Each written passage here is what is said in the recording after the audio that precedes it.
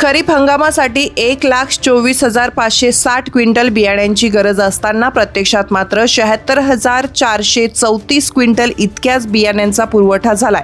कंपन्यांकडून पावसाचा मूड बघून बियाण्यांचा पुरवठा करताना सावधानगिरी बाळगली जात असल्याचं सांगण्यात आलंय. पावसाचं आगमन यंदा तसं उशिरा झालं. जूनमध्ये पावसाचं आगमन होणं अपेक्षित होतं. प्रत्यक्षात मात्र जुलै उजाडल्यानंतर पाऊस सुरू झाला. त्यामुळे शेतकरीही आधीच पेरण्यांची घाई करून रिस्क घ्यायला तयार नव्हते.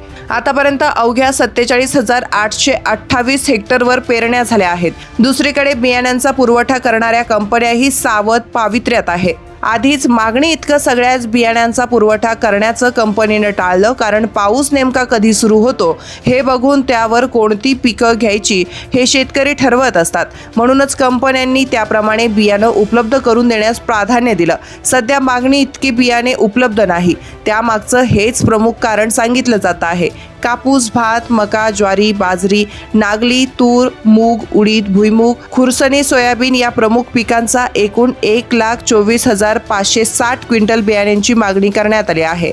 प्रत्यक्षात मात्र 76,434 क्विंटल इतकंच बियाणं उपलब्ध आहे. त्यापैकी 40,275 क्विंटल बियाण्यांची विक्री झाली. अजून 44,406 क्विंटल बियाणं विक्रेत्यांकडे पडून आहे. आता कुठं पावसाला सुरुवात झाली आहे, त्यातही संपूर्ण जिल्ह्यात पाऊस पडत आहे असं नाही. काही भाग अजूनही कोरडाच आहे. त्यामुळे जसं पावसाचं प्रमाण वाढेल तसं बियाणं खरेदीसाठी लगबग होऊ लागेल असं सांगण्यात आलंय.